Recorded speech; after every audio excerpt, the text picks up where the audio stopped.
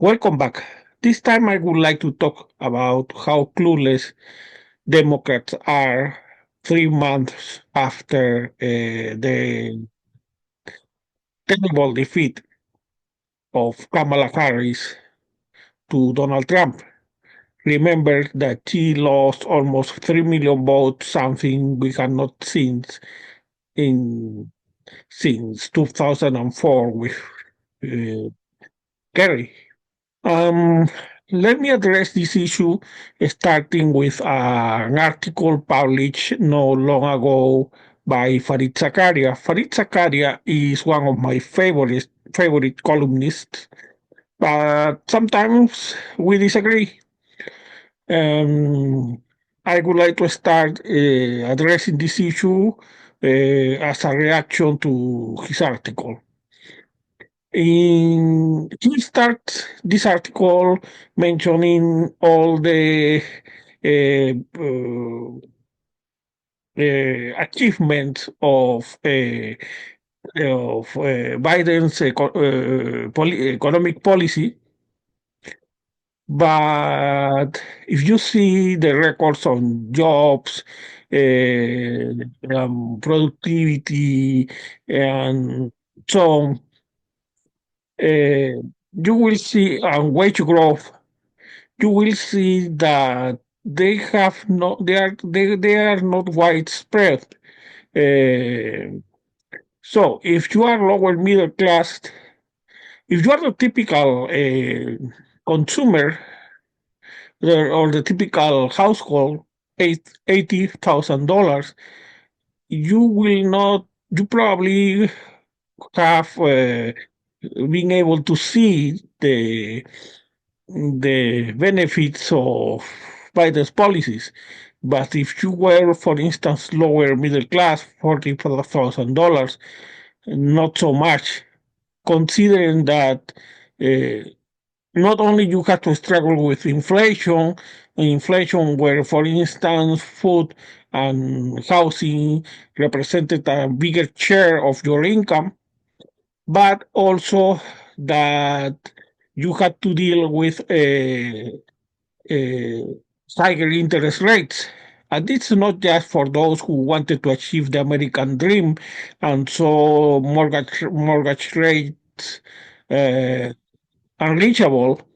It's also for those who ran out of savings for one reason or another, and had to incur in debt, credit card debt at higher interest rates.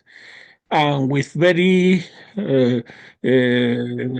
with lots of uncertainty about what the interest rate it was going to be in the near future, so you could refinance your debt. About a year ago, I was reading about, for instance, who were the workers who benefited the most from Biden's policies, from this excess of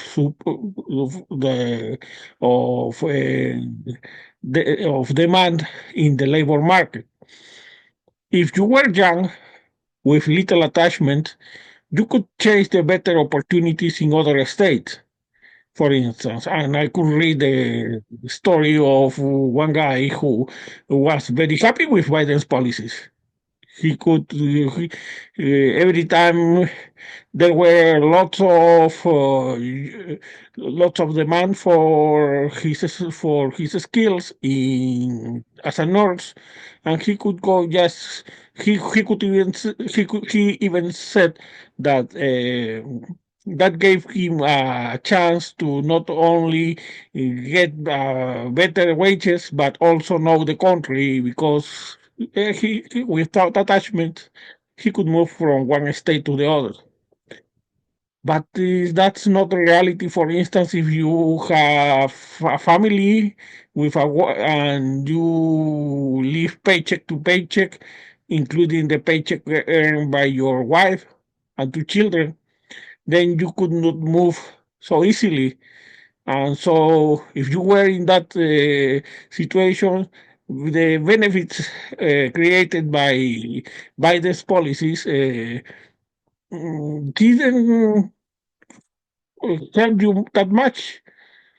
Um, Add to that the levels of uncertainty. I believe it's not. I haven't read a study proving so, but I have no doubt that there is a clear correlation between the levels of uncertainty of for those who making less than $100,000 and the fact that the vote for of these demographics turn uh, Republican precisely this in this last election and precisely when the candidate was Donald Trump. And add to that another thing that is related to to your expectations that are affected by uncertainty is Biden's weakness. His weakness when he was for vaccine mandates and then he never even tried because he was so afraid of the Supreme Court and his weakness in the case of the tiny measures he took about against inflation when the problem was still concentrated in the supply chain, or his weakness in the case of Palestine and Ukraine. Number two, Farid Zakaria mentions the amounts of money invested in the economy. Yes, Biden made the economy more resilient. His CHIPS Act helped create the foundation so we could not we would not be so dependent on China in when it came to chips. But those investments were not precisely felt by the working class. Remember, so when he mentions that despite these investments, the working class is still turning to Trump, well, that's understandable. Different from the TVA Roosevelt's Tennessee Valley Authority, whose effects were not didn't take long before they were felt by those people in the Tennessee Valley who had been shown before by public utilities when it came to electricity or soil conservation and other benefits created by this public investment promoted by FDR. Different from that, the benefits of Biden's policies were directed mostly to the labor force in manufacturing, which is about 8% of the labor force, while the inflation and the interest rate saddled the 100% of the labor force.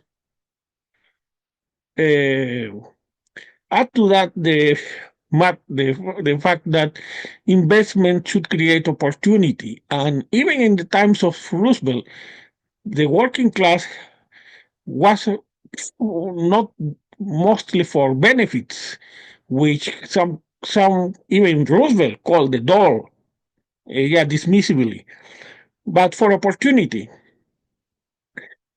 And that opportunity, well, was directed to those working in manufacturing, and Biden expected that the rest of the working class who work in services were jubilant because that 8% had better job opportunities, as if there were some kind of royalty. It was extremely short-sighted.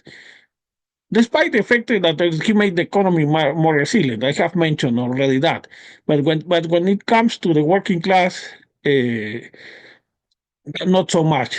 Besides, we are talking about workers who have higher rates of unionization than the rest of the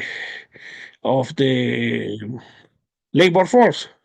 And despite having an excess of demand for workers, uh, Biden was very hesitant to take any step toward encouraging unionization that was possible. I made my proposal, but nobody obviously read it. But the matter of fact is that, good or bad, uh, Biden, when it came to unionization, just called us all to celebrate the benefits unionization brought to that 8%. And to the rest, well, just be jubilant that that 8% were benefiting from unionization.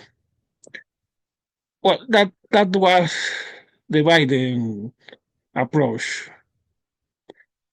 It's not surprising that the working class didn't find anything for them except higher inflation and higher interest rates. Then, number three, in some part of his article, Farid Zakaria mentions that the Democratic Party has been losing the working class since the 1960s. But let's not mix up oranges and apples. It's true that there were sectors in the 1960s that turned Republican or were very resentful because they saw that now they would have to compete with black workers. But not all the working classes that is the same. Actually, those were a minority.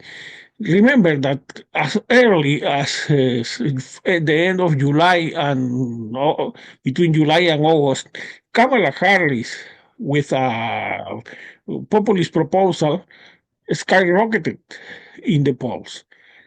Had the elections taken place in August, she might have won. So let's not put all the working class in the same plate. So those resentful because of the civil rights movement are, I believe, a minority. What we consider the left today, which is the woke left, because the New Deal left has practically disappeared.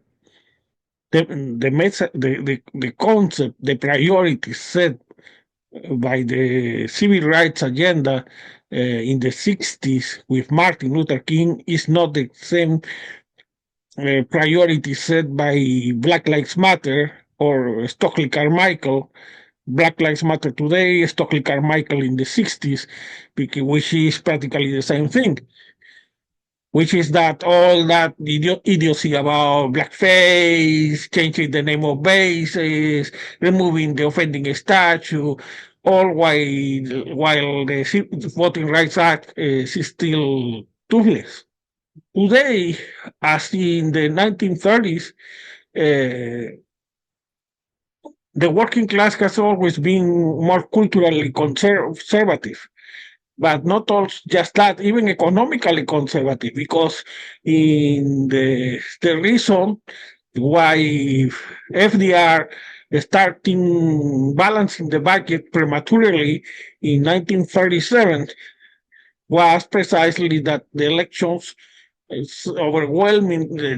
polls overwhelmingly demanded a balanced budget. And what all he got as a result was the recession of 1937-38, and yet when he did exactly the opposite of what the working class demanded, balanced budgets, he recovered his popularity. He bet for Keynesian uh, theories for increasing the public spending, and he recovered his popularity.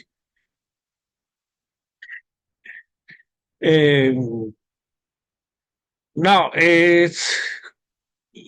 if when I'm talking about the priorities, we have something very clear and which is an issue that is very important today. Well, that means that you are going to abandon immigrants and transsexuals? No, no, that would be disgusting. What you have to is to reframe those issues, not surrender them to the woke left. And it's perfectly possible because you have a narrative, sound narrative in JFK's A Nation of Immigrants, on which you can base a new narrative different from the Trump's cruelty and the no detentions, abolish ICE, stupidity that led to the mayhem that destroyed the positive trend in attitudes toward immigration. So that's possible.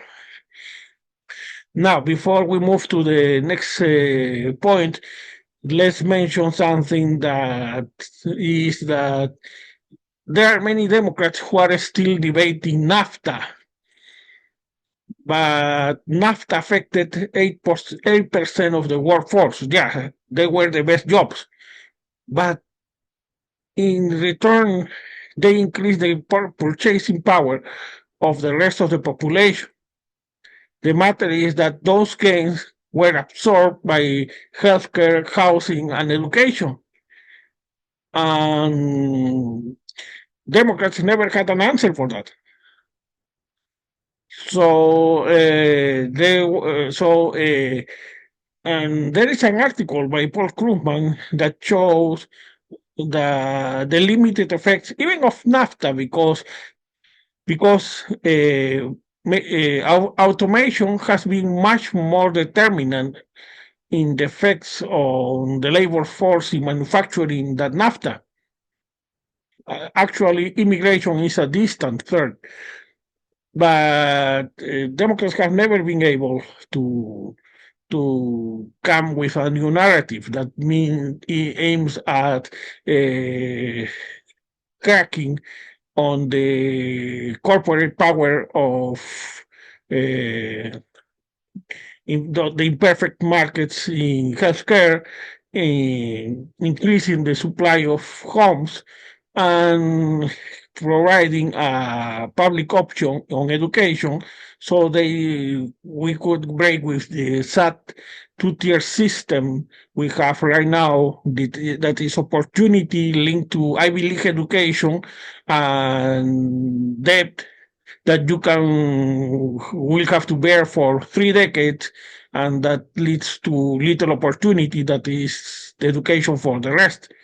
Having said that, let's move to number 4. That is Farid Zakaria's recommendation. That is that the Democratic Party, instead of trying to recover the working class, should limit itself to college-educated professionals, women, and minorities.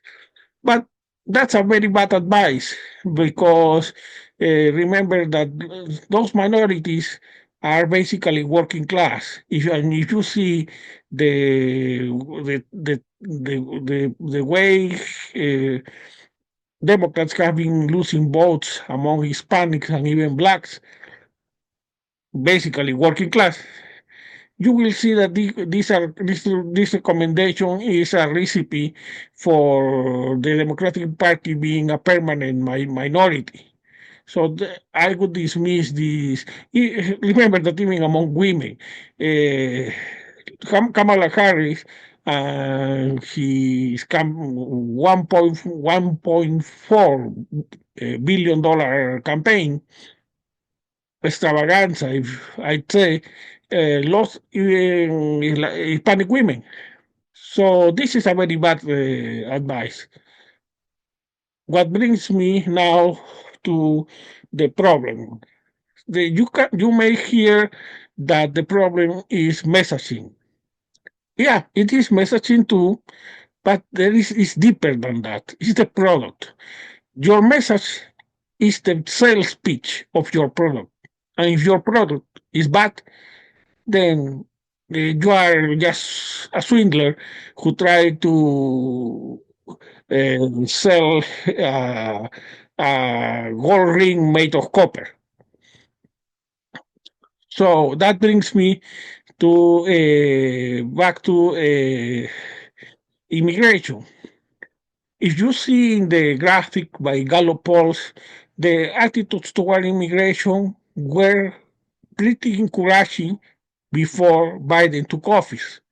So before he let these cool activists dictate immigration policy. So the question we should ask is not if it's time to look more Republican. The question is we should ask is what did Biden do to screw up that trend? That's what we have to correct. Um, Otherwise, and it's a basic matter is otherwise you don't have a product. Your product is just caving to the childish whims of abolish ICE activists or caving to Trump. If that's those two are your only options, you don't deserve to be elected for any office. Ruben Gallego. A follower, if you are a leader, you are not a follower.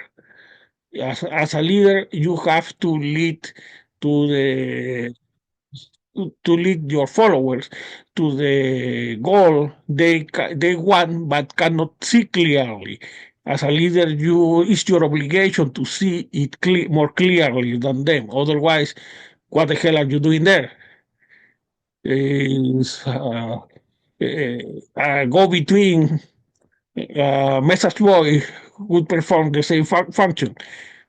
Whatever the followers want, even if they are wrong, even if it leads to the opposite effect that they want, you vote for that. And for that, they don't need a representative. They just need a messenger, a go between. So you, Ruben Gallego, who at some point criticized Biden, but then ran behind the page 17 of the Washington Post because you wanted to just to show that you could disagree as long as nobody could see you. You, Ruben Gallego, should grow some guts now. And besides that, that's terrible negotiation because if you are going to give your vote, even if your vote is not going to make much difference, but if you are going to give your vote, try to do it as a measure of as a way of negotiating for instance, more leniency with those immigrants, undocumented immigrants who are not involved in any kind of crimes. Instead of just evaluating immigrants for your own cowardice and mediocrity when the time to present an alternative immigration policy found you nowhere to be seen. That brings me to number 6. After so many screw ups, because the working class more clearly has been moving away from the Democratic Party more clearly since the times of Obama, and after so many screw ups, the screw ups not only because of poor policy, because the Republican policy has been worse, but because you promised and never even fought in order to fulfill your promise to provide on your word. So if you were too timid, if you made a mistake, uh, whatever, uh, follow the advice of FDR. If you have been wrong, admit it frankly and try something else. And you could start with economy. Oh, but we are going to offend Joe Biden's feelings. So what? He has been a terrible president, one of the worst presidents on the Democratic Party in the case of foreign policy. the worst in at least 50 years. So, uh, what is more important to you, Joe Biden's feelings or your base or your voters? To whom you argue more devoted? So, before you improve your messaging, you have to improve your product. You can, for instance, the public will be more understanding that in the case of inflation affected not just the United States but also Europe and other countries. But if you also admitted that you could have applied some measures like using the precedent of the Civilian Conservation Corps on the supply chain, or reframing, as I mentioned before, countering the childish stupidity of the woke left on issues like immigration, transsexual rights, where more investment is needed precisely in mental health care. And not to mention the cases of foreign policy, that then you would get more credibility. But first, you have to admit that you were wrong, make a mea culpa, ask for a second opportunity. Instead, what I see in the Democratic Party is just trying to mention those Biden achievements, the working class that doesn't care about, or just keeping silent, or just calling Trump dictator or idiotic things like that. It's like if they were waiting for the public to turn against Trump, expecting that in such a scenario, the MSNBC strategy of calling Trump names is going to help you. Not necessarily. Remember that tariffs, mass deportations, and his madman theory in foreign affairs are going to have negative effects. But also you have to see that those effects are going to take place in the positive trend for the economy in general, even if that's not the working class, but for the economy in general, created by Joe Biden. The same as his policies, Trump's stupid policies, benefited from being applied during the recovery created by Obama. So you don't have a certainty that how much is the damage is going to be before Trump change courses, because he will have, unless he wants to destroy the economy. But also, you don't have, even if Trump becomes unpopular, that doesn't mean that you are going to be popular. Don't take for granted that you are going to capitalize on Trump's unpopularity, especially if the trend I mentioned in another video, where economic dissatisfaction calcifies in cultural attitudes, takes place. The South, the poor, the lower middle class in the South still votes Republican, even though Republican policies affects them directly, and even reduces their opportunities and life expectancy, and still they vote Republican. So don't deceive yourself. Don't take for granted that when Trump's popularity begins to erode, you are going to be the winner. No, not necessarily. And number 7, finally, we don't need to reinvent the wheel. A recipe to regaining the heart of the working class without sacrificing minorities has a precedent, which is FDR's New Deal. but that implies courage to break with the mediocre establishment represented by Jennifer O'Malley Dillon, as with the childish identity politics that told us that one of our priorities should be not to give thanks to the the Voting Rights Act, but to let trans compete in women's MMA. So this is the stupidity we have to get rid of. Do I see any democratic leader making even an attempt at that?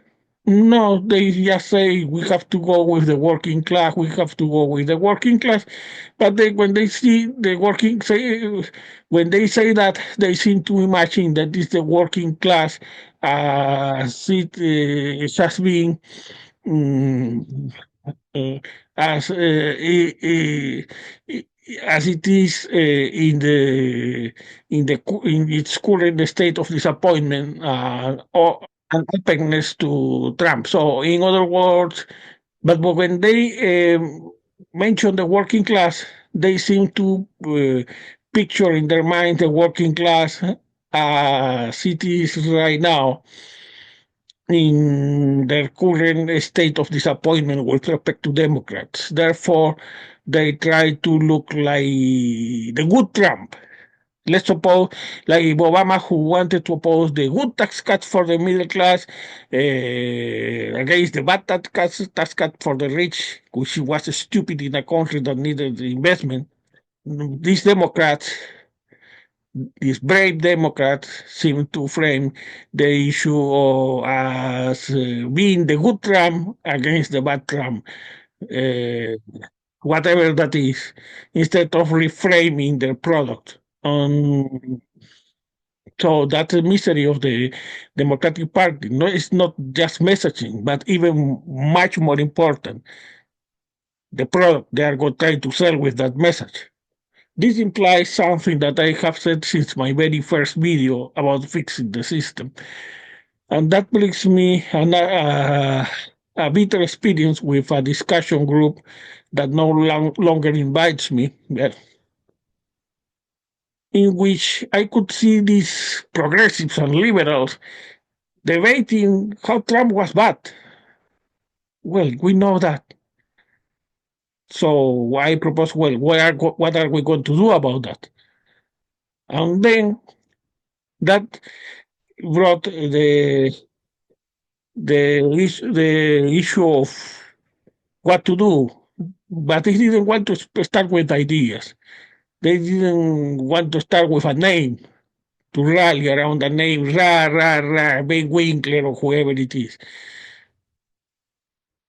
But I told them, how are you going to make them accountable if you don't have ideas, policy on which you are expecting him to? About food, it's not just one piece of policy. For instance, I am for single payer, but if you give me Obamacare with a robust public option, I will take it. I can live with that. So you see, about Fed, it's not just one idea. But you don't have even that. So if you get a Ruben Gallego who makes that kind of vote that shows that. So if you ask me, because I proposed it in a video before, it was Biden who should have proposed a task force to find and deport all those undesirable criminals. So show that you, a Democrat, don't have to resort to cruelty and can do a much better job targeting the criminals than Donald Trump. But no, that offended the cool activists. Abolish ICE. Oh, no, no. You have to pretend that there were no criminals at all among immigrants. And look what has happened, what is going to happen. So you have to take I don't know if I can believe again in Ruben Gallego, but you have to take all those people like Castro who also disagree with Biden and then hide the game behind the page 17 of the Washington Post. You have to bring it at the front. And the best way of bringing these people at the front, or better people at the front, is with policy. Admit what was done wrong, present the ideas you are willing to champion, and then the working class may start taking you seriously. Um, and finally, is this discussion group, wanted to create their own reality. I kept telling them, for instance, they say, no, but I don't believe Trump is going to affect the agribusiness in the South with mass deportations because but you don't have to imagine that. You just have to see what he did in his first term. And just he did that. His priority is to please his base because without them, he has no power. Uh, but no, it was that Kamala Harris lost because of misogyny, that she ran a almost flawless campaign, and that Trump is not going to do that because no, they don't think. So don't create your own reality. You have to be, if you really mean uh, that you are moved by compassion towards the most vulnerable. You have to start with reality. You otherwise you are just want to do what they are going to do, I guess. Wait until the day of the after the primaries, then go to some campaign office where they are going to ask some cool kid what they can do. The cool kid is going to make put his video game in a pause and give them their list and their script and tell them to make calls to these numbers with this script and have fun and then get back to his video game. I have been there many times, and at least half of those times, those scripts didn't make any sense at all. Didn't fulfill anything but just doing because some cool kid we thought that it would be cool to make. For instance, I remember one time calls to Mitch McConnell's district to tell them to not be so mean to immigrants. So cool, so cool. Is this the way are you going to do your part? By becoming a toy in the hands of overgrown kids? So probably if you are not going to take this seriously, you should not get involved. You know, there are sudokus, hard sudokus. The Washington Post still, I guess, publishes sudokus. You can fill them, spend your time there and vote, yes, but don't deceive yourself. And well, they disinvited me because no, I was not in sync with what they wanted to do.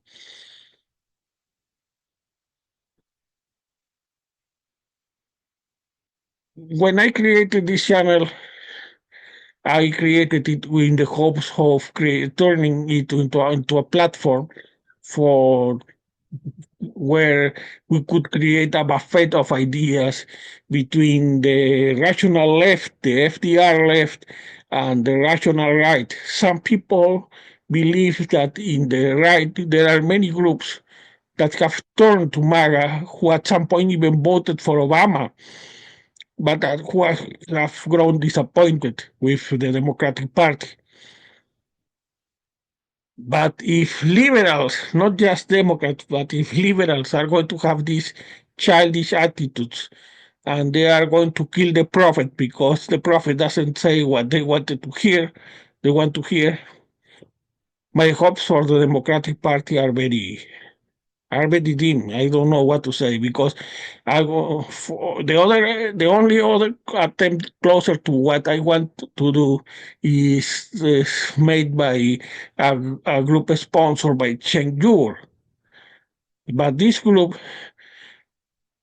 has some proposals, but the proposals are not really policy, are a wish list, so saying that you want family pay leave or because it polls well is a very ridiculous proposition. Or saying cutting 100 billions to the Pentagon budget is even more childish and makes you look bad.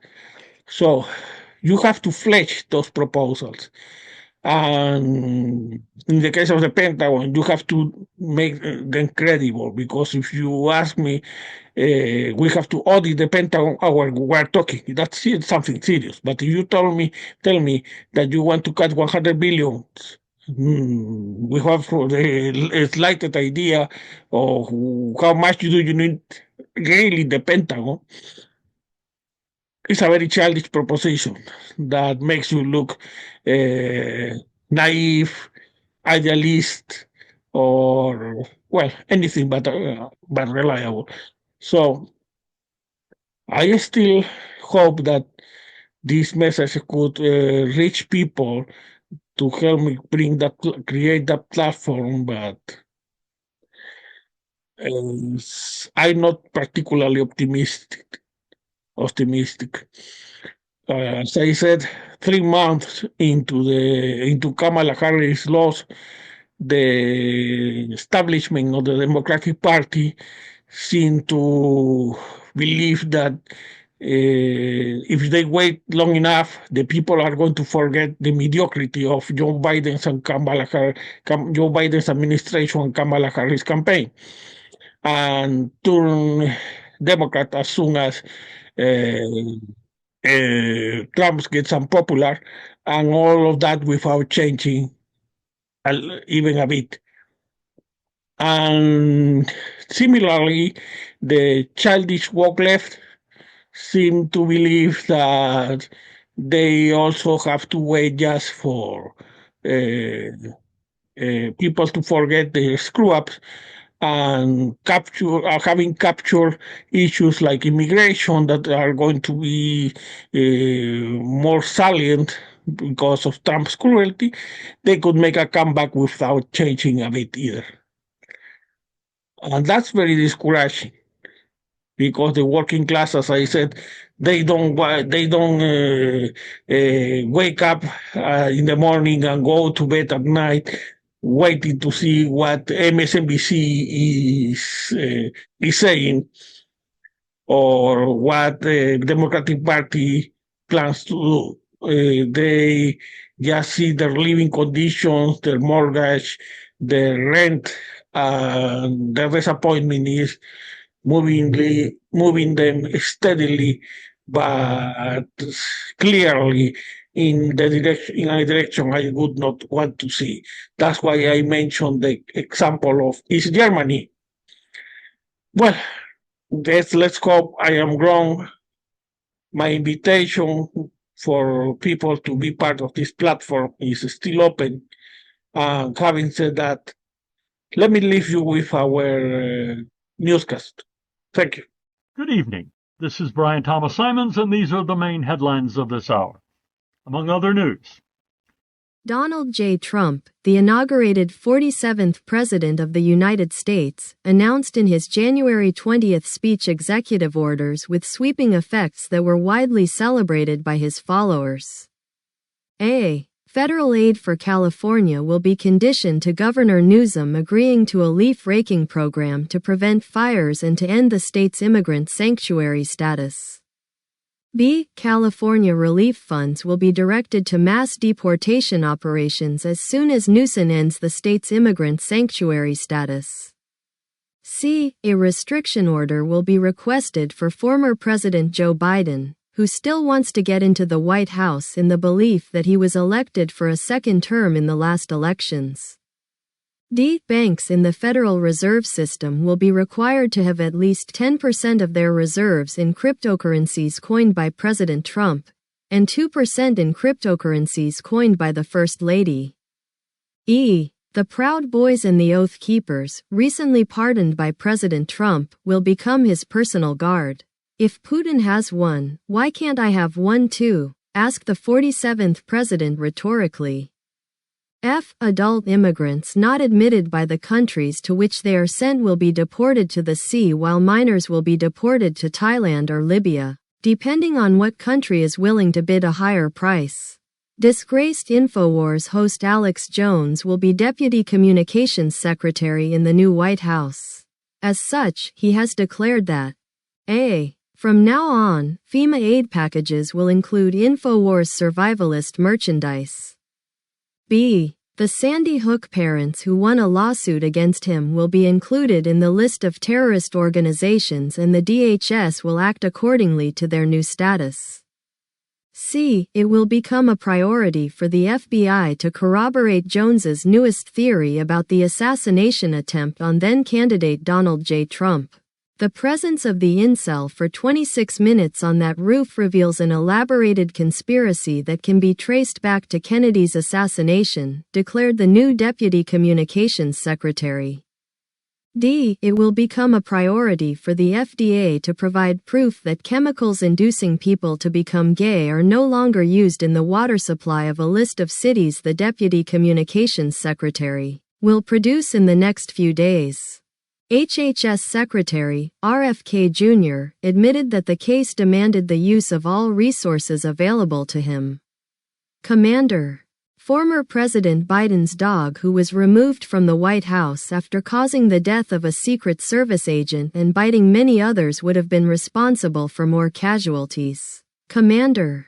Included in Biden's pardons for 11 years, as his son Hunter, would have led to the demise of other 5 people according to the findings of a grave in the back of the White House. The pardon makes it pointless to open a criminal cause, but we believe we owe at least an explanation to the relatives of these people, for years believed missing by their loved ones, declared current FBI Acting Director Brian Driscoll. This has been the news of this hour. Sponsored by Church of the Holy Redeemer's Power in the Spirit. Have you accepted Jesus Christ as your personal Savior? Did you vote for Trump in 2016 and then in 2020? This is the right church for you. If so, Church of the Holy Redeemer's Power in the Spirit is the only Christian church that can promise you in the Lord to have 72 virgins in heaven for only a donation of $50 a month. You will have access to those 72 virgins in heaven. For an additional $25, you will be allowed to replace 10 of them, and for $100, Heaven Premium, you will be allowed to choose them for yourself. Guaranteed, if you're not satisfied with those 72 virgins after you die, full refund of your money. We accept Visa, MasterCard, American Express, and Discover.